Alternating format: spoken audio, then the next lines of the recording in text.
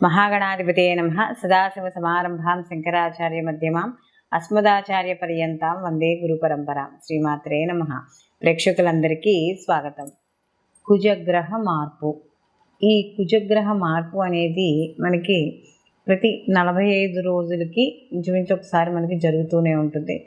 మధ్యలో కుజుడు వక్రీకరించడం, స్తంభించడం ఇలాగా మనకి జరుగుతూ ఉంటాయి. అయితే ఈ కుజుని యొక్క సంచారాన్ని అనుసరించి ఇక్కడ ద్వాదశ రాశుల వారికి శుభాశుభ ఫలితాలు అనేవి ఉంటాయి. అంటే అక్కడ కుజుడు ఉండే స్థితిని బట్టి ఏ భావంలో ఉన్నాడు, ఆ భావాధిపతి ఎవరు, ఇవన్నీ కూడా మనం లెక్కలోకి తీసుకుని ద్వారా మనకి ఈ మిగిలిన అంటే ఈ ద్వాదశ రాశుల వారికి కూడా వాళ్ళకి ఎటువంటి పనులు చేపట్టవచ్చు, ఎటువంటి పనులు చేపట్టకూడదు, అసలు వాళ్ళకి ఉండే ఆ యొక్క కుజుని యొక్క ప్రభావం వాళ్ళ యొక్క జీవితం మీద ఆ 45 రోజుల పాటు ఎలా ఉంటుంది, ఇలా రకరకాల మార్పులు ఏం జరుగుతాయి, ఇవన్నీ కూడా మనకి తెలుసుకోవడానికి ఎక్కువ ఆస్కారం అనేది ఇక్కడ మనం గోచార పరంగా మనకి కనబడుతూ ఉంటుంది. అయితే గత కొంతకాలంగా కుజుని యొక్క సంచారం అనేది కాస్త కొంచెం అంటే కొద్దిగా ఏం జరుగుతుందో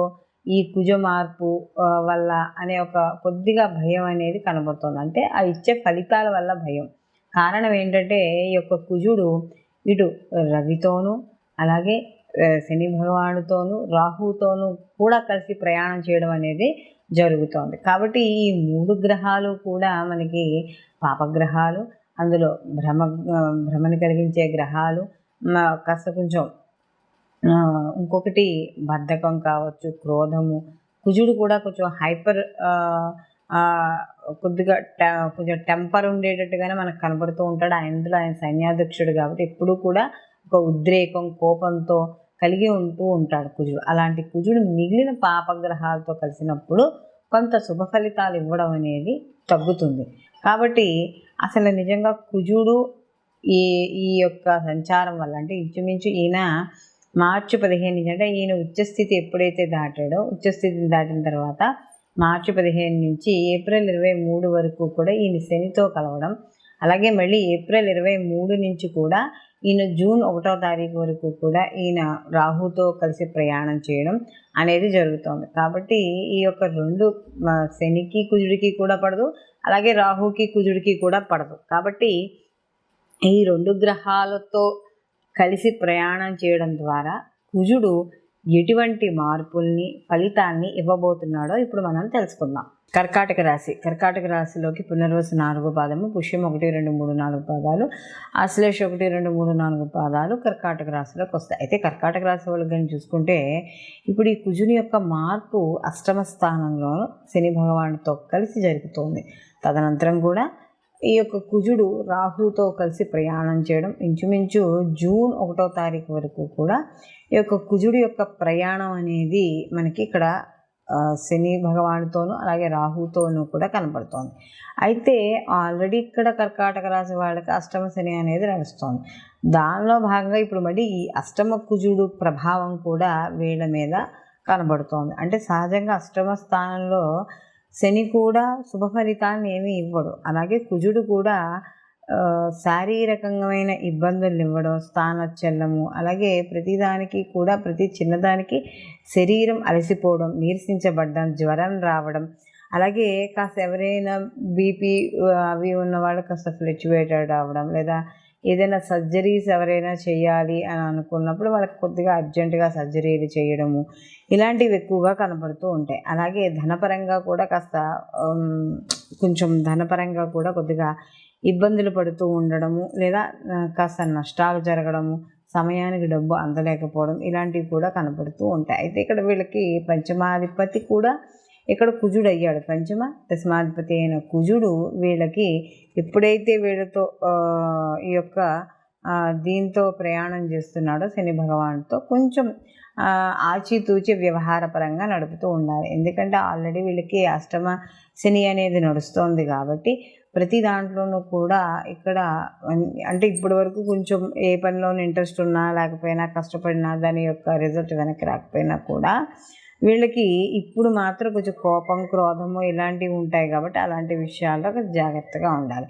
అలాగే రుణాలు, లోన్స్ ఇలాంటివి తీసుకునేటప్పుడు కూడా కొద్దిగా జాగ్రత్త అనేది ఈ యొక్క అష్టమ స్థానంలో ఉన్నప్పుడు ఏదైతే శని భగవానుడు అష్టమ స్థానంలో శని భగవాన్తో కలిసి ఉన్నాడో ఈ యొక్క కుజుడు అప్పుడు జాగ్రత్త వహించుకోవాలి.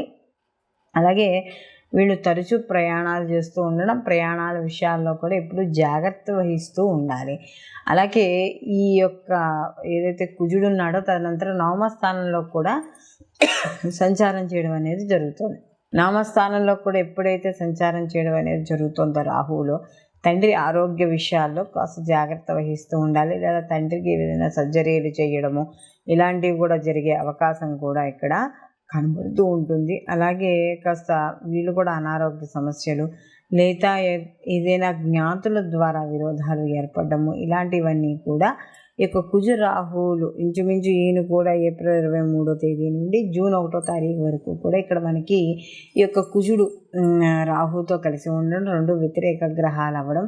కాబట్టి వీళ్ళు కూడా ఏదైనా ఈ యొక్క సర్జరీల విషయాల్లో లేకపోతే రాహుకు సంబంధించిన విషయాల్లో అంటే ఏదో ఒక మేమేదో డబ్బు తీసుకొని ఇస్తామని మోసం చేయడం, అవి సమయానికి డబ్బు ఇవ్వలేకపోవడం ఇలాంటివన్నీ కూడా జరుగుతూ ఉంటాయి. కాబట్టి ఇలాంటి విషయాల్లో కూడా వీళ్ళు జాగ్రత్త తీసుకోవడం అనేది చాలా చెప్పదగ్గ సూచన. అలాగే ఈ యొక్క కర్కాటక రాశి వాళ్ళకి ఈ అర్ధాష్టమ కుజశని యొక్క ఏదైతే మనకి మార్చి 15 నుంచి ఏప్రిల్ 23 వరకు జరుగుతుందో ఈ సమయంలో మాత్రం వీళ్ళు చాలా జాగ్రత్త అంటే వ్యవహారపరంగాను విద్యార్థులకు కావచ్చు, వ్యాపారస్తులు ఉద్యోగులకు కావచ్చు, అన్ని రంగాల వాళ్ళకి మాత్రం కాస్త అలర్ట్గా ఉండడం అనేది మంచిది. వీళ్ళు మరిన్ని మంచి ఫలితాలు పొందడానికి ప్రతి నిత్యము కూడా సుబ్రహ్మణ్య ఆరాధన చేసుకోవడం, అలాగే వీళ్ళకి దీంతో పాటుగా శని భగవానుడికి కూడా వీళ్ళు కాస్త అంటే ఏదైనా అభిషేకం కానీ ఇలాంటివి ఏదైనా చేసుకుంటూ ఉండడము, నల్ల నువ్వులతో అభిషేకం ఇలాంటివి చేయడం ద్వారా ఏవైతే వ్యతిరేక ఫలితాలు కనబడుతున్నాయో ఆ వ్యతిరేక ఫలితాలు తగ్గి అనుకూలమైన ఫలితాలు పొందడం అనేది జరుగుతుంది. మనం ఏ రాశికి ఆ రాశికి సంబంధించి ఈ కుజుడు యొక్క ప్రభావం వల్ల అంటే మిగిలిన పాపగ్రహాలతో కలవడం వల్ల ఇటువంటి ఫలితాలు వస్తున్నాయి అని చెప్పుకున్నాం. అయితే ఇక్కడ ఈ కుజుడు కూడా ఈ యొక్క జన్మ జాతకంలో కూడా అంటే వ్యక్తిగత జాతకంలో కూడా ఇదే గ్రహాలతో కలిసి ఉంటే కొంచెం ప్రభావం అనేది ఎక్కువగా ఉంటుంది.